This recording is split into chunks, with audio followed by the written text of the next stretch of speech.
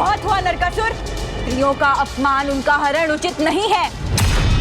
इतने बड़े अधर्म का परिणाम इतना ही भयंकर होगा जिसकी तुम कल्पना भी नहीं कर सकते। इसलिए अभी भी समय है, अपनी भूल सुधारो और इन सभी राजकुमारियों को सम्मान सहित वापस लौटा दो। असंभव है। इससे पहले रावण ने भी यही उदंडता की थी।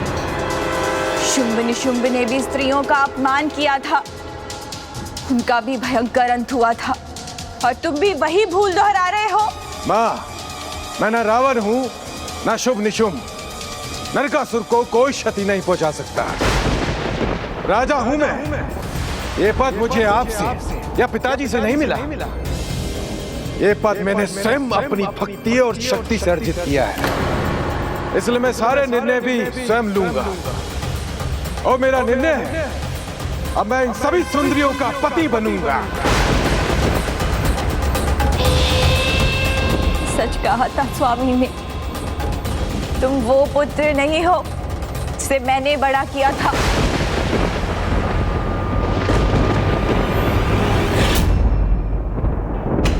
इसकी दुष्टता की तो कोई सीमा ही नहीं। पहले माता कामाख्या का आशीर्वाद खोया इसने और अब अपनी माता का निरंतर अपमान कर उनके आशीर्वाद से भी वंचित हो गया।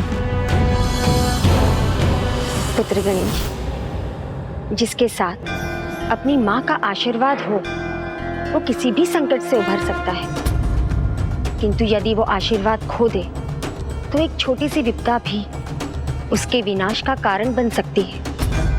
और नरकासुर तो बहुत बड़ी भूल करने वाला है। इन्हें रानी निवास में बंदी बनाओ और राक्षसी सेविकाओं से कहो कि इन सबको मुझसे विवाह करने के लिए तैयार करें। और यदि समझाने पर भी कोई अस्वीकार करे तो उसे ऐसा मृत्यु दंड दो कि अन्य सभी मेरे प्रस्ताव को नकारने का साहस न कर सके। जो आज्ञा महाराज।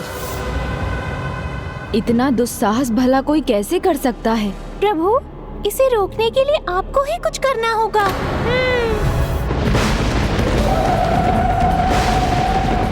आप चिंता मत कीजिए माँ, मैं अभी जाकर इन सभी राजकुमारियों को मुक्त करूंगा। पुत्र गणेश, इनकी रक्षा प्रभु श्री कृष्ण ही करेंगे।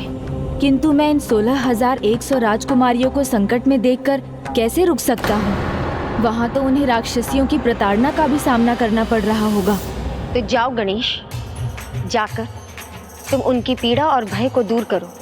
माँ, मुझे आपके मार्गदर्शन की आवश्यकता है। उनकी सहायता मैं कैसे करूँ? वैसे ही जैसे तुमने पुष्पदंत जी की सहायता की थी।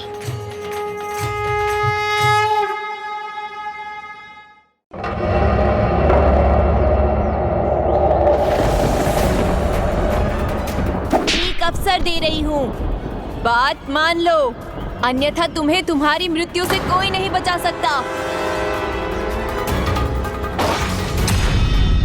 मृत्यु स्वीकार है, इस दुष्ट असुर से विवाह नहीं।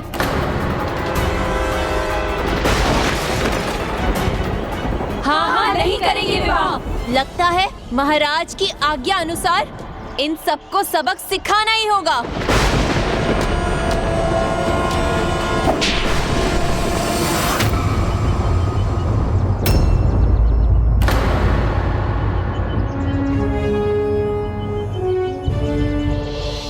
चाबुक हवा में कैसे रुक गया? जिसने भी ये दुस्साहस किया है वो अब नहीं बचेगा।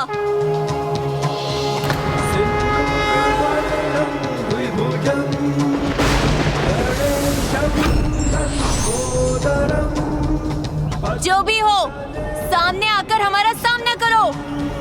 ब्रह्मादिदेवः परिसेव्यमाननं सिद्धैर्युतं तं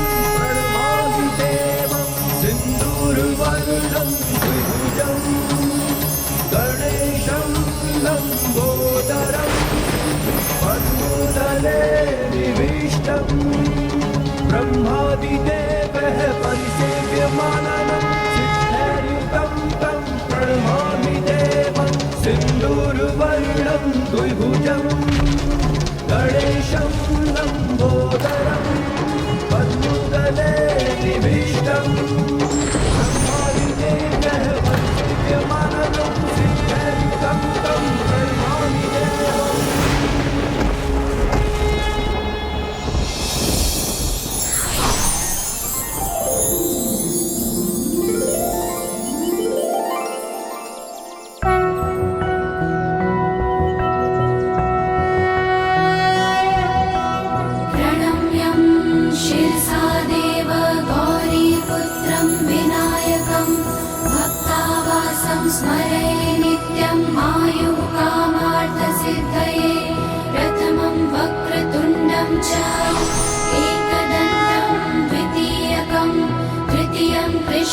पिङ्गाक्षं गजवक्त्रं चतुर्थकं लम्बोदरं पञ्चमं च षष्ठं विकटमेव च सप्तमं विघ्नराजेन्द्रं धूम्रवर्णा तथाष्टकं नवमं भालचन्द्रं च दशमं तु विनायकम् एकादशं गणपतिं द्वादशं तु गजाननं द्वादशैतानि नामानि त्रिसन्ध्यायः पठेन्नरः न च विघ्नभयं तस्य सर्वसिद्धिकरं प्रभो।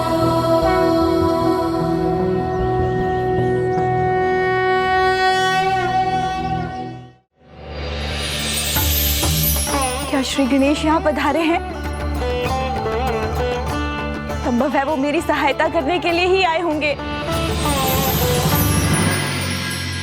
प्रभु हमारी रक्षा कीजिए, ले चलिए हमें यहाँ से। यह असुर हम पर अत्याचार कर रहा है, हमारा वध भी कर सकता है। हमें बचा लीजिए प्रभु, हमें बचा लीजिए। हमें भय के कारण ही हमारे प्राण जाने वाले थे प्रभु।